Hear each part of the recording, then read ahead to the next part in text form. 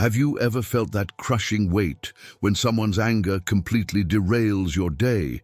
What if I told you that neurologically, anger chemicals dissolve naturally from your system in exactly 90 seconds unless you actively keep them alive? Here's the scientific truth. Your emotional system operates like a river that naturally cleanses itself. But most people dam it up with obsessive thought, forcing the dirty water to circulate endlessly instead of flowing away. Isaac Newton discovered not just the laws of physics, but profound insights about human emotions. His third law, for every action, there is an equal and opposite reaction, applies perfectly to our emotional lives. I promise you this. By the end of this video, you'll have the exact formula to never again allow another person's anger to contaminate your emotional ecosystem. They really know how to push my buttons. We say this as if we're helpless devices in others' hands, but Isaac Newton's principle of cause and effect reveals a deeper truth. No one can push buttons you haven't installed yourself. These buttons are actually unhealed wounds or violations of your core values. Every time someone triggers you, they're simply revealing where healing is needed, not exerting magical control over your emotions. Imagine your emotional system as a control panel with exposed wires. It's not others who connect the circuits. It's your subconscious maintaining those connections based on past programming. Your coworker makes that sarcastic comment that always infuriates you. Instead of reacting automatically, pause and ask, what's really happening here? Perhaps it reminds you of a critical parent. Suddenly, you realize the coworker isn't pushing your buttons. They're revealing where your wiring is faulty. Try this mental reframing. This reaction belongs to my history, not my present. When you stop being a remote control, you become the operator of your own emotional state. What if your strongest triggers are actually your most powerful teachers? According to Newton's studies on human behavior, understanding the mechanics of your reactions transforms you from object to subject, from something acted upon to someone who acts with intention. Here's something that may surprise you. What you call anger often isn't anger at all. Neurologically, anger is the bodyguard of more vulnerable emotions: hurt, fear, shame, disappointment. When someone criticizes your work and you feel rage bubbling up, you're not actually angry. You're hurt because they've failed to recognize your value. Your emotional brain operates like a nuclear reactor, with anger serving as the protective containment vessel around more volatile core emotions that feel too dangerous to expose. Isaac Newton observed that psychological forces, like physical ones, follow predictable patterns. Your partner forgets your anniversary and you explode with rage. But beneath that anger lies hurt. Do I matter to you at all? When you address the hurt instead of expressing the anger, real transformation happens. I felt forgotten generates a completely different response than you never remember anything. Try naming the vulnerable emotion hiding beneath your next angry reaction. The brain imaging research confirms this. When people identify their primary emotions, the amygdala calms down and the prefrontal cortex activates. What vulnerable emotion have you been protecting with your anger? This emotional substitution is so automatic that most people never realize it's happening. But Newton's principle of emotional transparency shows that when we peel back anger's protective layer, we find the true equation of our emotional reaction. And equations can be resolved once all variables are known. Between every trigger and your response exists a space. In that space lies your freedom. Most people don't even realize this space exists. Isaac Newton identified this principle in his study of human reaction, that unlike physical objects, humans possess a unique capability to insert a pause between action and reaction. The trigger occurs. Your body floods with chemicals. But before you react, there is a microsecond of choice. Your nervous system operates like a sophisticated switchboard where signals arrive but don't automatically get routed to their usual destinations. You're the operator who can redirect the call. When you learn to find this choice point, you become the author of your own experience rather than a character in someone else's drama. Someone sends you a passive-aggressive email. Your first impulse is to respond immediately, matching their tone with your own bite. But in that moment before clicking send, ask yourself, which response would I be proud of tomorrow? This question activates your choice point. Practice expanding this moment of choice by taking 3 deep breaths before responding to anything that triggers you. This choice point is your emotional superpower. It's the difference between being a pinball ricocheting off circumstances or being the player who controls the game. What would change if you owned that space between trigger and response in every interaction? Think of someone who never seems rattled, no matter what happens. That person has mastered the space between trigger and response. You can too. Give this video a like if you've experienced this. What city are you watching from? What if you could watch your emotions like weather patterns rather than being swept away by every storm? Inside, you exist as an observer, a part that can witness your emotions without becoming entangled in them.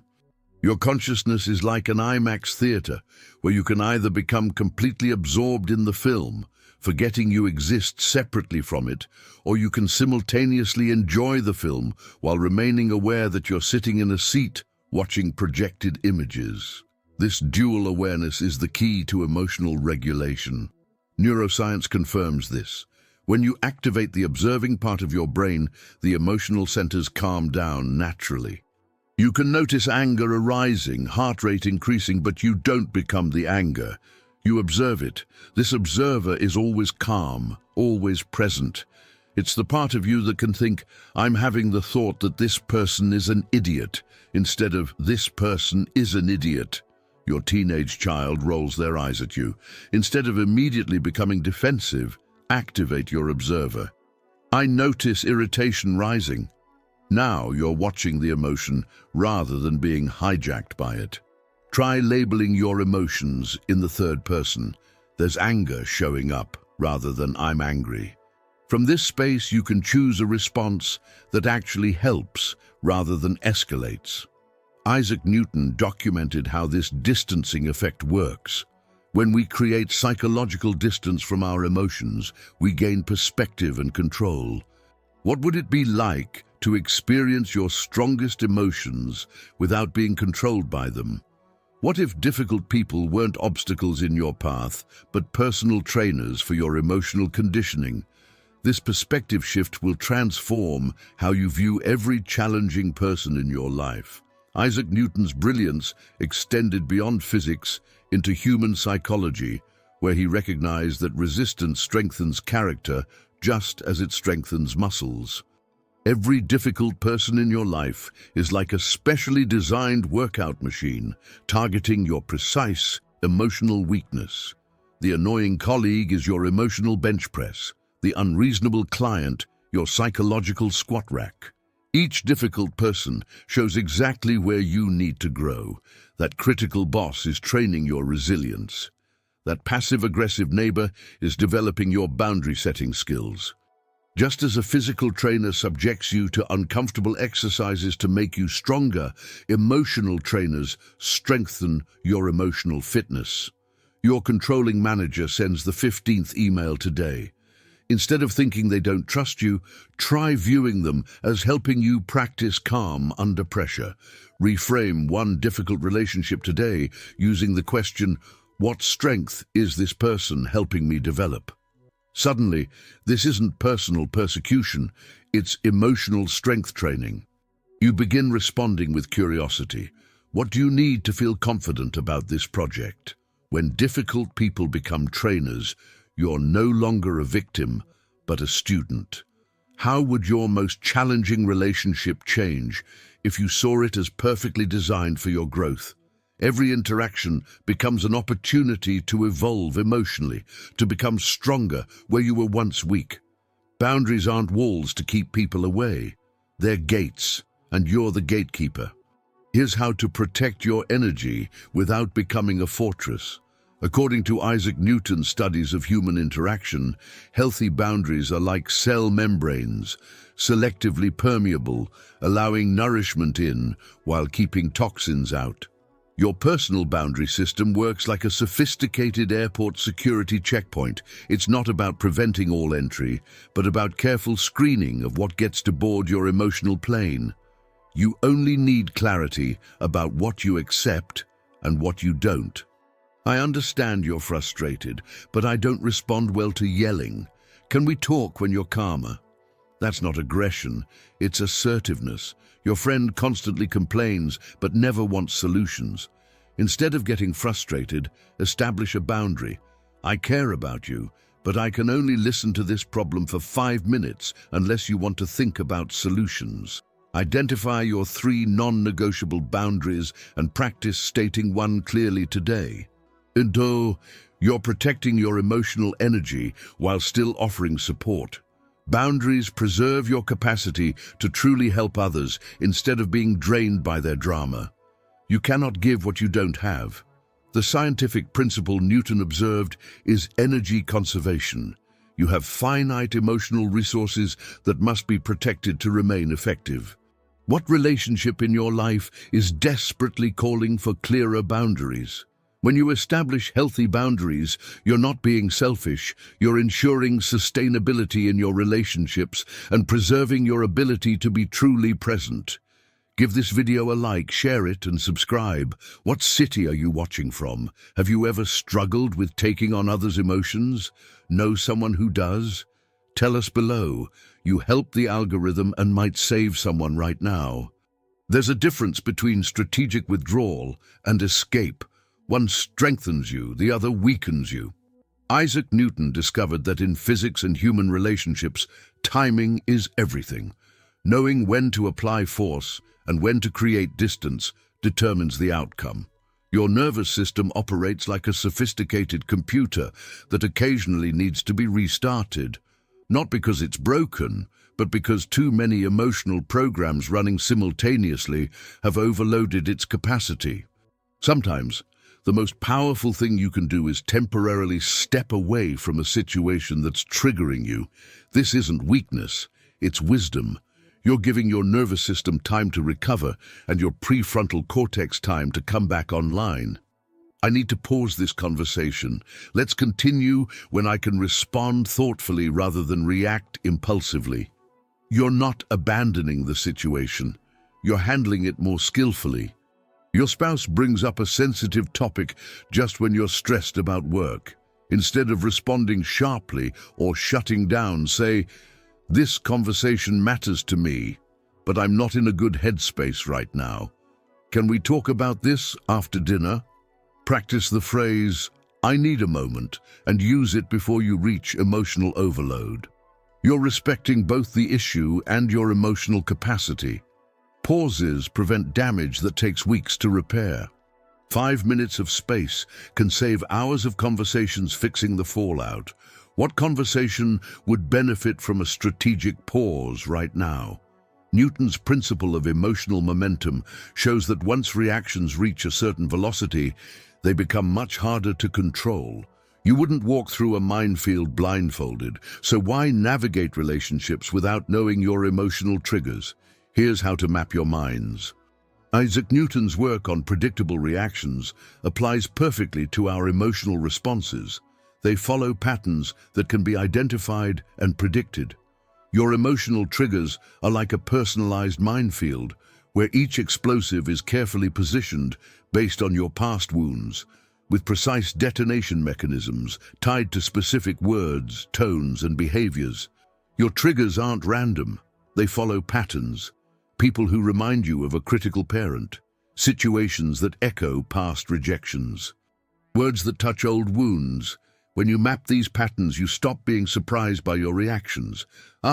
This person's tone reminds me of my former boss who never trusted my judgment. No wonder I'm feeling defensive. Knowledge is power. When you see a landmine, you can navigate around it instead of stepping on it. The brain research is clear. Naming and predicting triggers actually reduces their neurological impact.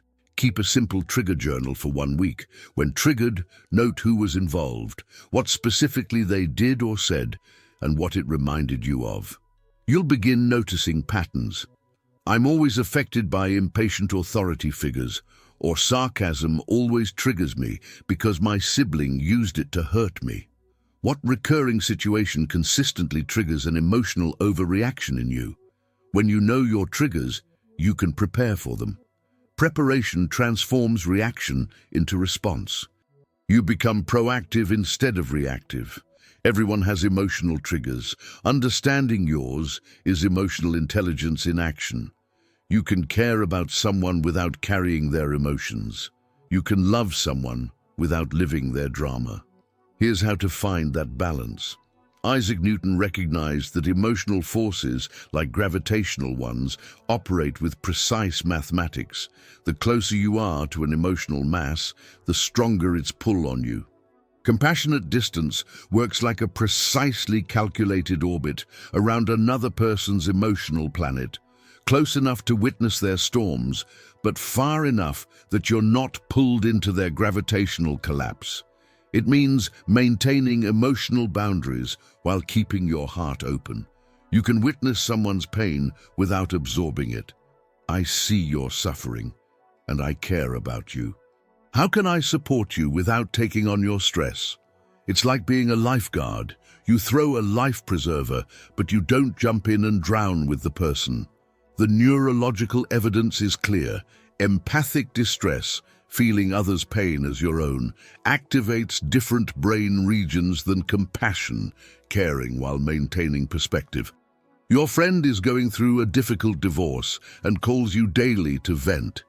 Instead of absorbing their anger and pain, say, I want to support you through this. Let's set aside time twice a week to really talk, and on other days, let's focus on positive activities together. Practice asking, how can I help without taking this on, in one relationship this week. You're being supportive without being consumed. What relationship currently needs more compassionate distance in your life? Newton's insight was profound. Maintaining the optimal distance allows you to exert the most positive influence while preserving your own well-being. Comment, I'll test this, if you're going to apply this today. You're not experiencing reality. You're experiencing your story about reality. Change the story. Change your emotional experience. Isaac Newton's most profound insight was that our perception, not objective reality, determines our experience. Your internal narrative system functions like a movie studio that takes raw footage from your daily experiences and edits it into stories with heroes, villains, victims, and plot twists, all without your conscious approval of the final cut. Every time someone annoys you, your mind creates a story. They don't respect me, or they're trying to control me. But these are interpretations, not facts. What if their harsh tone means they're stressed, not that they dislike you? The story you tell yourself determines your emotional experience. Your boss gives you feedback in a terse email. Story 1. They hate my work and want to fire me. Result, anxiety and defensiveness. Story 2. They're busy and want to help me improve quickly. Result, curiosity and gratitude. Same email, different story, completely different emotional experience. Cognitive research confirms this. Narrative reappraisal changes brain activation patterns almost instantly. This week, practice asking, what's another story I could tell about this situation, whenever you feel triggered? When you become aware of your stories, you stop being a victim of your interpretations. What recent irritation could be completely transformed with a different narrative? Newton observed that the mind, like physical objects, follows the path of least resistance, defaulting to familiar stories even when they cause pain. Breaking this narrative gravity requires conscious effort, but creates emotional freedom. The practical application: choose one trigger this week. When it happens, pause, identify your automatic story, and consciously create an alternative interpretation. Think about who you'll become when others' anger no longer controls you. Choose one technique.